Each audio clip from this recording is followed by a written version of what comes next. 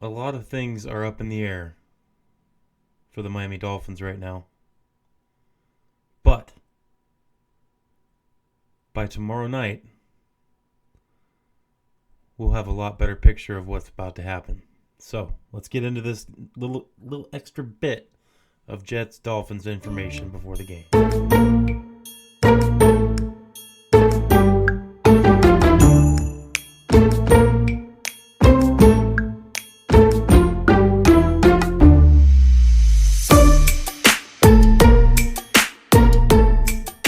Ladies and gentlemen, thank you for stopping and checking out the channel. I appreciate it as always. And, right now, as it's a new channel, I'd like to say if you are just swinging in and you haven't really watched any of my videos, please go back and look at some of the other videos, kind of look and see what I'm all about. And if you like what you see, go ahead and subscribe, comment, like, whatever it is you want to do. If you think I'm stupid, tell me I'm stupid. I want to hear it.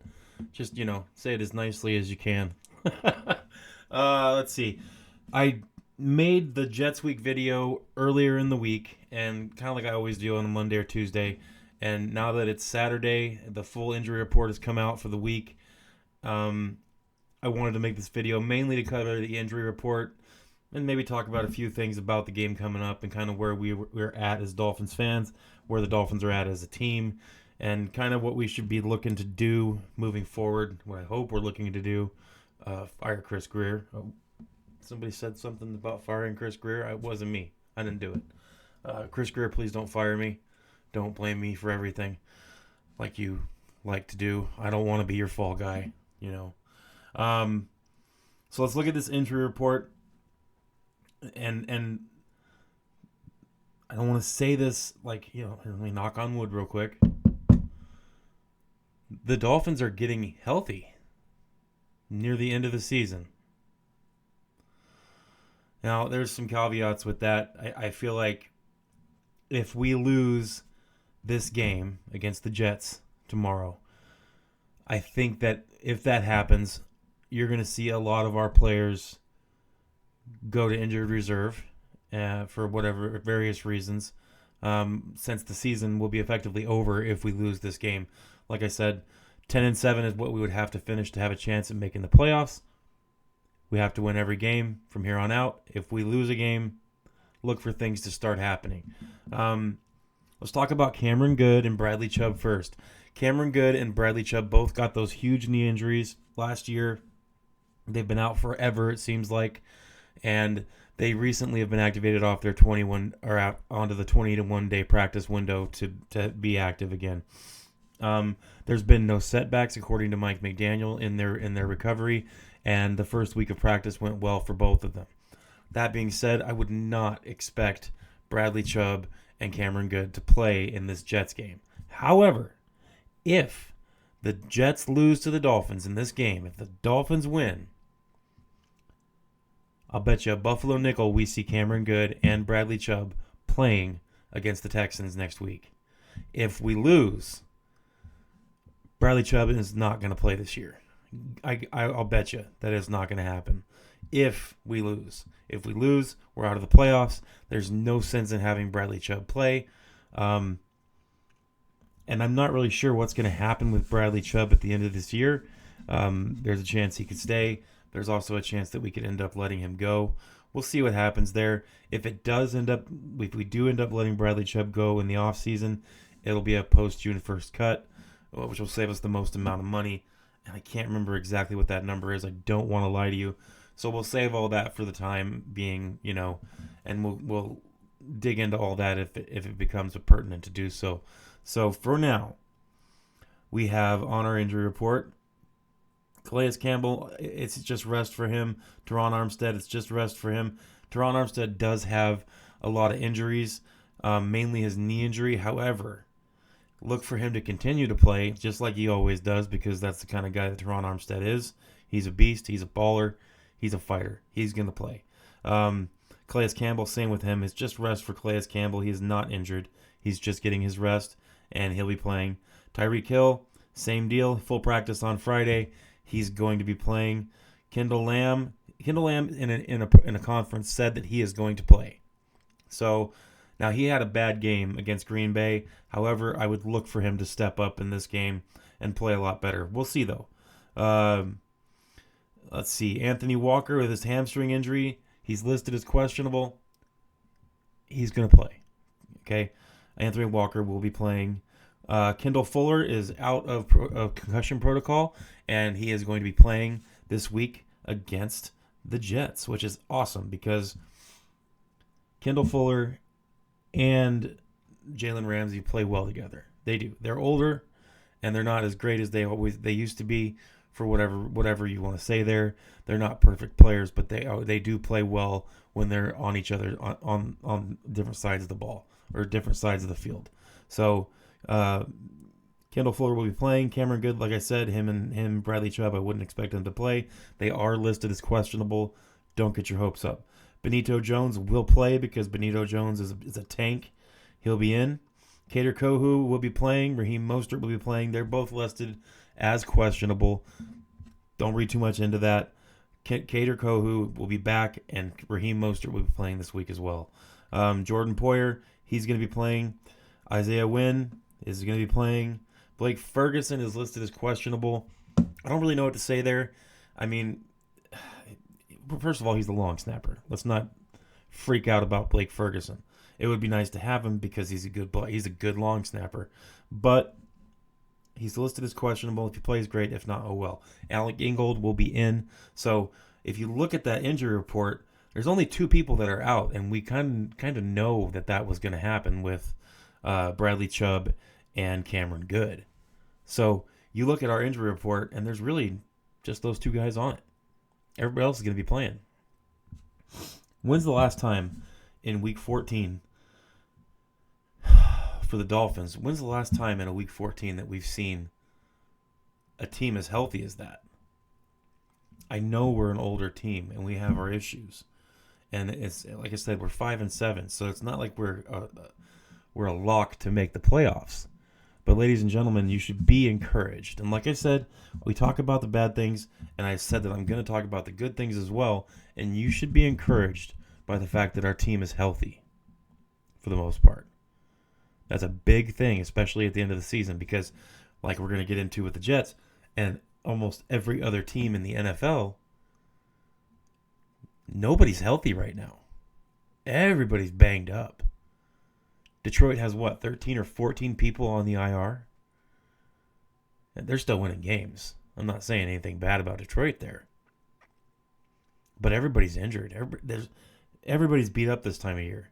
This is the time of year when you see a lot of players getting rest and taking days off of practice, being listed as questionable. That's kind of normal. We'll get into the Jets now. Sauce Gardner and Breece Hall, they're doubtful. They didn't practice all week. Sauce and Breece aren't going to play. So it's a bummer for the Jets. Sauce Gardner hasn't really been playing up to the standard that he's used to playing, and I'm sure most Jets fans are used to seeing him play at. He's not going to be at that level. So he's not going to play this week. Breece Hall is out. They do have another good running back, so you got to watch out for him. So just having Breece Hall gone doesn't mean, they don't have a good running back. But if you look at the Jets, they're 31st in rushing. So I don't know what happened there. 2 good running backs, and they can't run the ball at all. Of course, here I am as a Miami fan. 3 good running backs, and we can't really run the ball lately either. But I digress. Let's move on to this next one here. Morgan Moses is listed as questionable. He has a knee and a shoulder injury. He had limited practice all week. He didn't practice on Wednesday, Thursday, and Friday. He was limited. He's listed as questionable. He very well might not play. It's kind of up in the air with him from what I know and from what I've heard from Jets media. Elijah Vera Tucker, he was a limited practice on Friday, didn't practice Thursday or Wednesday. He's questionable as well. Olamuyiwa Fashanu, like I said, he's limited all week. He's listed as questionable. He has a toe injury. I don't laugh about the toe injury because a toe injury can really screw you up, especially if you're a tackle or an offensive lineman. It makes things very difficult. A lot of work being put in on the feet and on the toes. So don't make fun of him too much. I'm not here to pick on the Jets like that. I am just saying that he is listed as questionable. Alan Lazard will be playing. He was full practice all week, and he'll be in. C.J. Mosley is listed as out. He didn't practice all week. He's got that neck injury. At first, I thought that was listed as a concussion, but now it's just listed as a neck injury. I wouldn't expect him to play. He's definitely listed as out. So Wes Schwelzer is he'll be playing. John Simpson probably would be playing as well. He was just sick. John Simpson was just sick. He had an illness. So that one of their good guards will be playing there. Quantez Stiggers, he's a good defensive back. He had full practice on Friday. He was limited all week. Look for him to play. And Xavier Newman Johnson, he was the one that he was the guard that had the groin injury. He's questionable for the game. I'm not sure if he's going to be playing or not. I suppose it just kind of depends on what their offensive line is looking like. Their offensive line has been struggling, playing a little better the last couple weeks, but still struggling.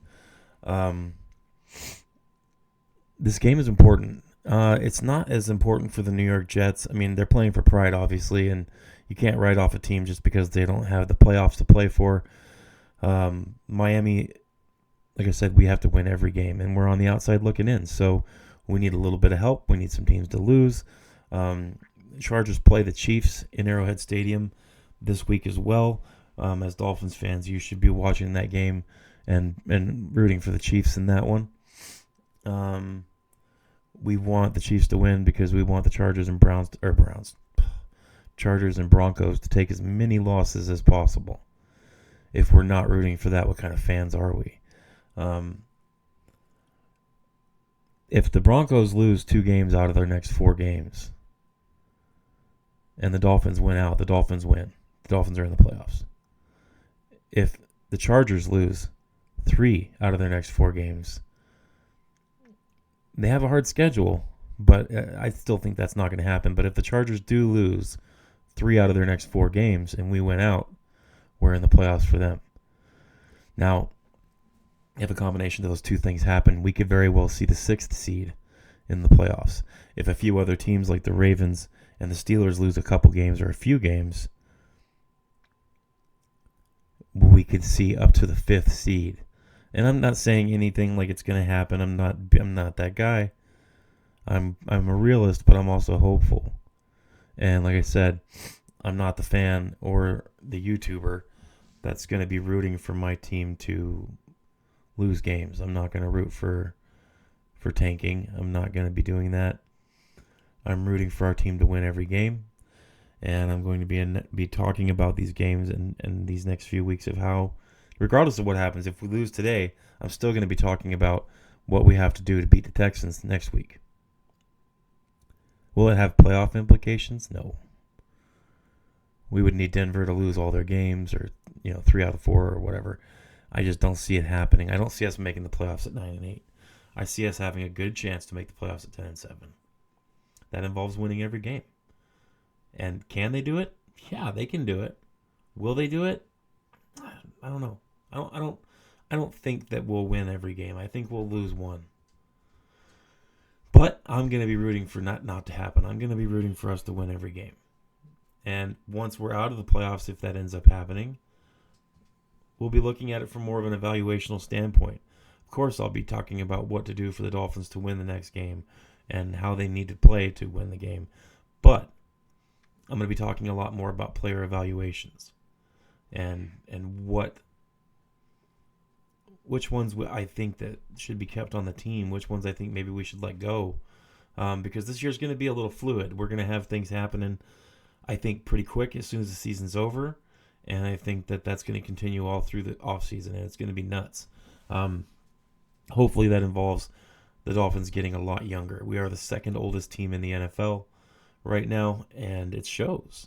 However, with that being the 2nd oldest team in the NFL, we're actually pretty healthy, which is amazing to me. I have a cat in my background. That is Link.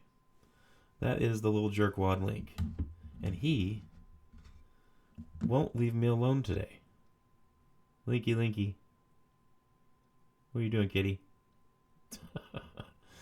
Oh, man. So here we are at this point in the season when after this week there will be a lot more clarity. And I say that because if we lose, we know it. We know we're out. And the process for YouTubers, at least it should be, for most YouTubers and people like doing what I'm doing, the people who are way more successful than me, it becomes more about evaluation and player evaluation, team evaluation, management evaluation, all this stuff that we have that we can talk about on how to make this team better and make sure that what happened in this season doesn't happen again next season. A lot of people talked about in the beginning of the season that this was kind of going to be a reset year.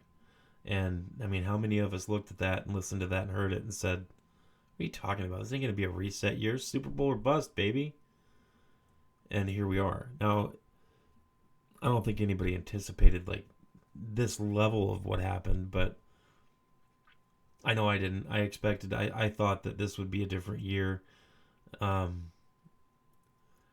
getting hurt and having no backup quarterback definitely hurt us this year badly. I feel like if that wouldn't have happened that way, we would have had 3 or 4 more wins. Easy. And we'd be sitting here,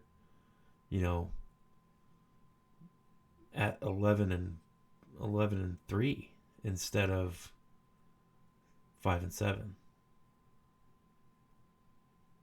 Or 9-3. 9-3? Something. We'd be sitting a lot better, okay? I can't math right now. It's Saturday, middle of Saturday, and I didn't sleep well last night. Our dog had puppies a week ago, and the puppies just keep everybody awake all night. So I'm struggling in the sleep department. But here we are. This is the prove it point. We've already lost the one game that we could afford to lose. Barely. We've barely afford to lose. We lost it. We lost to the Packers. Now we have to win everything. Every week is a playoff week for us now. And I want to see our team play like it. In this game, I have a couple predictions here. I've already predicted the game in my last video that was titled Jets. It's Jets week. I said that I think Miami's going to win. I'm calling it 27-10, Miami. I would look in this game for the running game to show up. I would look at this and I would see Achane having 90 to 110 yards rushing in this game. I would look for our run game to be revived a little bit in this one. We're playing against a very bad rushing defense. I would look for that to happen. This is the game where I could, depending on what they call, I see Tua having a great game in this game. Tua owns the Jets just like he owns the Patriots. I see Tua playing well. I'm not sure if I see Tua throwing the deep ball in this game or if I see him throwing a bunch of dink and dunk. And that depends entirely on what the Jets defense presents to us. Because Tua is smart enough to recognize that depending on what the defense gives us, that's what he's going to take. And you guys can say, anybody can say whatever they want about Tua, and they can say whatever they want about our offense. But I like that Tua is taking what he's being given. I like that he's not just forcing the ball downfield. I think he has 12 touchdowns and 1 interception since he's been back from his injury. That's pretty freaking good. I feel like he's playing a top game right now. And I was talking about this with Ace Per Head yesterday on his live stream. I don't think Tua has hit his ceiling yet. And a lot of people talk about, well, we know what Tua is. We've seen what Tua is. We need a new quarterback. Why? 12 touchdowns and 1 interception in the last 5 games. 4 games, 5 games. In the last 5, actually, it might be 13 touchdowns and 1 interception in the last 5 games. That doesn't sound good to you? Sounds good to me. We can't rely on our quarterback to play perfect to win a football game. That's not how this works. Football's a team sport.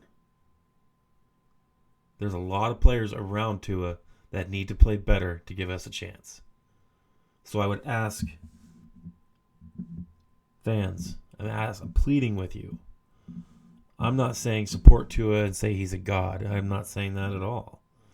I'm saying we need to recognize that we can't expect our quarterback to play perfect passer rating, 5 touchdowns, 400 yards, 90% completion percentage before we give him his due. Tua is playing great right now. We need the rest of our team to step up around him. It's a team sport. There's 11 people on the field for each team at a time, not one. And when I look at our team as a whole and you evaluate what our team is doing as a team for this season, the one thing that I notice is that there is a lot of other players of those 11 that need to step up. That not just aren't playing great sometimes, but a lot of them are playing bad. So, Dolphins fans, ease up on the we need a new quarterback thing. You don't want to trade a quarterback that is doing well, playing good, and hasn't hit his ceiling yet for a quarterback that you don't even know what he is. Bryce Young. I mean, what are we doing here? Bryce Young was a first-round draft pick. Number 1 overall. Now, looking at the bit of work that we've seen from Bryce Young, is he worth that number 1 overall pick? You would be crazy if you said he was. And to all the fans that say, well, we should get Bryce Young, are you nuts? Have you lost your mind? I'm not saying he's a horrible quarterback, because Bryce Young isn't. He's playing actually a little better the last couple of weeks. He's playing mediocre now, which is a massive improvement for what he was doing last year and the beginning of this year before he got benched. But let's not pretend that he's playing great. That's crazy. Let's not pretend that he's worth the first-round pick, because he's not. And we all know he's not. The Panthers took a gamble and drafted a player that ended up not really panning out. Regardless of the situation. What's the first thing people say? Well, you can't blame him because they really don't have anybody around him who's playing well. Okay. And yet, that's exactly what we want to do with Tua. We want to blame him. It's Tua's fault that we missed 20-something tackles in that Packers game. It's Tua's fault that we gave up 24 points in the first half to the Packers. It's Tua's fault that the Buffalo Bills beat us by 3 points on a 61-yard field goal as time expired. That's Tua's fault. Tua needs to do a better job getting in there and blocking the kick. Tua needs to make better tackles. You know, that's how ridiculous this sounds at this point. I am not a Tua-neer. I didn't think that we should have given him that contract in the offseason. I wanted him to play on his 5th year. I don't think that he's in a Hall of Fame quarterback right now. I don't think that he's the best in the league. But I definitely have him as a top 10 quarterback in this league. And I think you'd be crazy to not have him top 10, top 11. So let's just ease up on the Tua hate. I think that the man needs a break. And I've heard some people complaining about the press conference with Tua where he said that him and a bunch of players took all their kids together to go see Moana 2 in the theaters. Why is that a problem? These people have lives. They have kids. They have families. And they went and saw Moana 2, a Disney movie, in the theaters with their kids. Together. A bunch of teammates. Is this the same fan base that complained about some players going and partying and stuff and doing all that stuff? Well, I'm certainly happier to hear that he took a bunch of teammates to a movie theater to watch Moana 2 with their kids and their wives. I'm certainly more happy about that than I would be if I found out they all went and partied at a strip club. I'm just saying. Everybody take your hats off. Put your hand on your head. Jiggle it around. Massage it a little bit. Put your hat back on now that your head's straight. And let's think about the stuff that's important. And let's look at this stuff objectively and not with a judgmental mind. Okay? Evaluate this stuff properly, openly. Let's not evaluate with a decision on what the results are before we start evaluating. Because at that point, you're just looking for stats to back up your conclusions before you even should be making conclusions. Like you got it all backwards. All right? So, I think that's pretty much it. Dolphins need to win this game. I think Tua is going to have a great game. I think probably 3 touchdowns. We'll see how it goes. The Dolphins could very easily exceed their score, their highest score for the year. You know, this week we'll just see what happens. If we take advantage of the Jets defense and the things that they're doing bad, this is going to be a good day for Miami. So we'll see. Until then, everybody enjoy your rest of your weekend. Enjoy your Saturday night. Enjoy your Sunday watching all these football games. There's some good games this Sunday. So everybody have a great time. Let's root for our team. Let's not hope for failure. And I'll make a video on Sunday evening about the game. Hopefully it'll be with a win and not with a loss. But either way, I'll see you guys Sunday night. Enjoy the games. Thanks for watching. Heads up.